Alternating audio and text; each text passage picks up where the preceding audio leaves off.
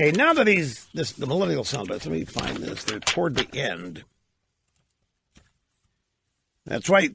I've just got to separate the pages. Okay, we're going to start this audio soundbite 24, and there are 3 of these, so we're just going to be able to get started here. This happened at the U.S. Conference of Mayors winter meeting this morning in Washington, as Newt says. It was during a panel discussion on the future of work. The future of work. There was a panel discussion on that. The moderator was Walter Isaacson. Biographer Steve Jobs and some others runs the Aspen Institute. They go out there and ski between conferences. That's how you deduct the skiing, is you go to the Aspen Institute. Isaacson runs it.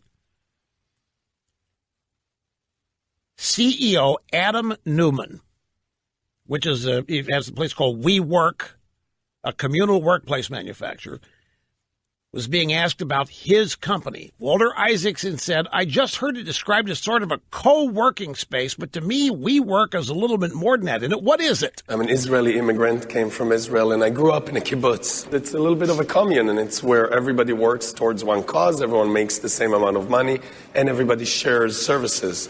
In WeWork, we don't discriminate between age, gender, race, or religion. As long as you understand that being part of something greater than yourself, that treating other people the way they want to be treated is the utmost important. As long as you understand that giving is receiving, you're a member of the we generation. Okay, so Reagan brings down the Soviet Union, and now the millennials are going to try to bring it back.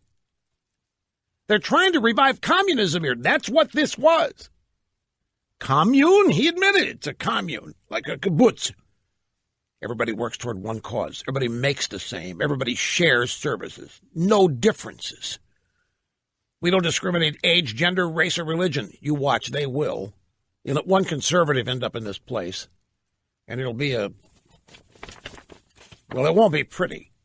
Next question from Isaacson. Do I have time? Yeah, we can squeeze this in. You just bought the Lord & Taylor building in the middle of Manhattan. What do you do with that? The reason we did that, and this is all part of the same story, retail used to be very smart people in the past thought that you take a beautiful building, you lock all the windows, you let no light in, you sell a lot of stuff to people that might want it or not, and that's retail experience. Well, as millennials are starting to be the biggest shoppers, and by 2020 millennials are going to be over 50% of the workforce, they don't want to buy that way. They're buying online. What they're really looking for is experience, intention, and meaning. So a beautiful building like Lord & Taylor suddenly becomes useless. We're going to reinvent it. We're going to put a WeWork in it. So we're going to bring thousands of entrepreneurs and small businesses and large ones into it. We're going to put a building above it that no one else could because we're going to design it in a different way. And we're going to reinvent the retail into an experience that's actually going to uplift people as opposed to just draining their wallets. Mr. Newman, look, I'm not trying to be a wiseacre here, but you can't have entrepreneurs in your commune.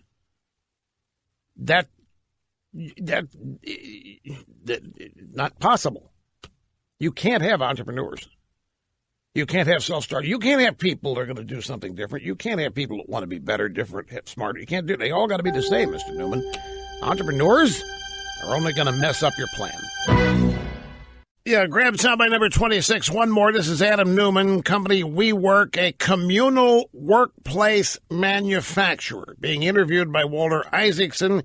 Tell me how you see it as a larger ecosystem, not just work, but living, even learning everything else, being part of what a millennial will do. We talk a lot about millennials, and with a lot of respect to that generation, I like to call it the we generation because I don't want to limit it by age. As I said before, anybody who wants to be part of something greater than themselves and understands the sharing economy is the member of the we generation. And what we're really looking for is let's bring them in and let's bring them together. And in a person's life, the most important pillars of our life is where we live, who we're with, who our kids and our friends are, where we work, and then how we study, how we learn, how we grow as human beings. And I like to say if you had to prioritize them, first personal growth, then your partner, your spouse, then your kids, then your friends, then business.